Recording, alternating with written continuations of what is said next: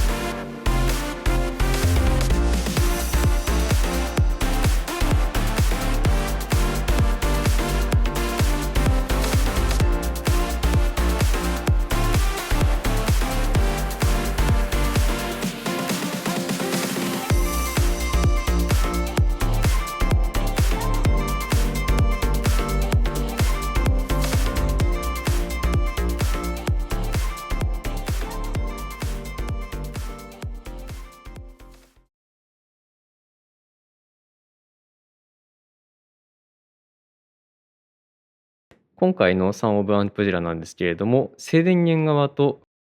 不電源側でほぼ同じ回路構造を持った少し珍しいタイプのパワーアンプになっています。入力から入ってきた音の信号はまず最初に作動増幅器に入力され、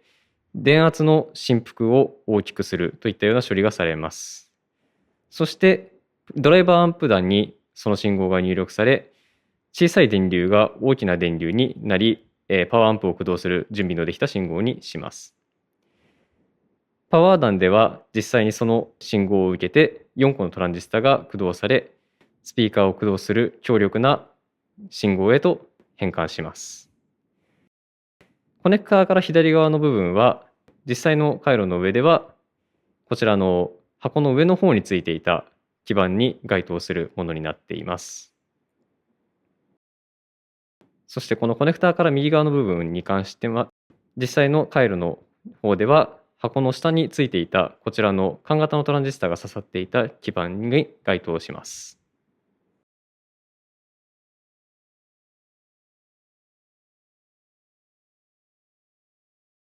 続きまして調整方法に入っていきます。1番はバイアス電流の調整です。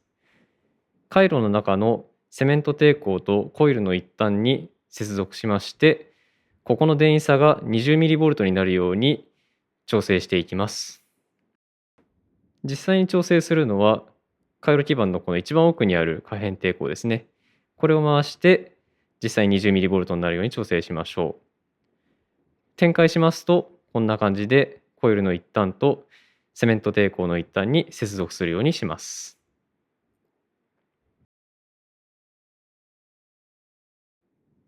続きましてオフセット電圧の調整になります。アンプの出力にテスターをつないで調整を行います。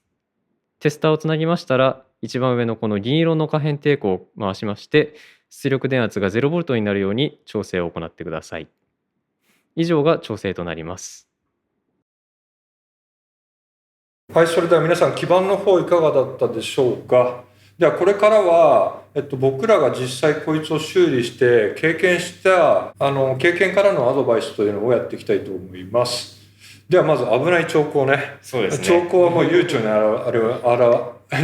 に現れます。はい、でまずは一番感じたのはここのヒートシンクがあるんですけど、こちらですね。これがもう触って明らかに熱くなったらまず気をつけようって話、そうですね。はい。で2つ目はここの UV メーター、これな一番端だとおそらく100ワット超えてると思うんだけど、余裕でぶっちぎりますというで3番目はハムノイズが出るっていう形なんですが、これ自体主電源みたいなのが存在してないので必ずコンセントはスイッチ付きの入れるようにした方がパニックにならなくていいよね。はい、絶対そうした方がいいです。俺ら最初確かなかったんだよね、スイッチのやつがね。はい、でオロオロしてみたいなのがあったから、もう必ずスイッチがあるコンセントでやって、もう何があってもいいようにすぐこう電源切れるような状態で備えておくといいかと思います。はい、では故障にあった症状というのが次のステップになるんですけど、まずは一番最初横にあるパワートランジスタが吹っ飛びましたって感じですね。そして2番目はドライバー弾にある、トランジスタ、これ今写真出てるんですけど NEC 製のやつで、これも余裕で吹っ飛んだって感じだよね。でこれ結局全部交換したんだよね。そうですね。ドライバー弾からパワー弾に至るまで全てのトランジスタ交換しました。はい、では、3番目はこれら一番最初僕らが洗礼受けたんだけど、焦ったよね。あれはびっくりしました。ダイオードと抵抗が発火しました。で、あと4番目が今度はヒューズ自体が飛ぶっていうのがあって、これ僕らも実はこの修理した時に結果的に分かったんですけど、時限爆弾みたいなのが仕掛けられてて、そうですね。でヒューズが飛んだ時っていうのはもはや切れるというよりはヒューズの中身が爆発してるみたいな、今写真に出したらこんな状態を食らいましたとでもさっき言ってたダイオードと抵抗の発火って一番最初の洗礼だったんですけど、これはこの時はヒューズは飛ばないで、おそらくパワートランジスタとドライバー弾のトランジスタ、こいつが劣化していて過電流が流れてヒューズは飛ばないで発火するみたいな、そんな感じだったよね。そうですね。ちょっとあまり詳しいことは分からないですけど、そういうことだったんじゃないかなということですね。とにかく安全装置である頼みの空にヒューズは飛ばずに先に発火するみたいなことがあるんでだからここのアンプって実は一生があってジャジャ馬とかスピーカーキラーとかって言われてるのは、おそらくヒューズ自体はそんなに働かないんだろうなっていうのは、使ってる人みんなが多分体感してることなので、とにかく電源はいつでも切れるような状態にしておくっていうのが一番僕らのできる最善の備え方って感じだよね。はいですね。では次なんですけど、必ずやった方がいいですよって必須項目がありまして、電解コンデンサ自体は全部交換した方がいいですよっていうのがあるんですが、これはあいにくと僕らが預かった時ってもう全部ほとんど交換されてたんで、やってない感じだよね。ですね。だよね。あと預かった方から聞いた話だと、コンデンサー自体のセットっていうのが海外 eBay とかで売ってるらしいので、要は交換セット、それ購入してやるか、またまた一個ずつ頑張って調べて飽きつきないし戦国行って集めてくるかみたいなことをやってください。はい、では次なんですけど、まず今日いる澤、彼 DQ アンプを自分でゼロから作っちゃう人なんですけど、そんな、DQ アンプ設計した側から見て、このアンプの感想を教えてもらいたいんだけど、いいかな。はい、わかりました。DQ アンプとそもそも構造は全然違うんですけど、タイプは何になるの？タイプとしては、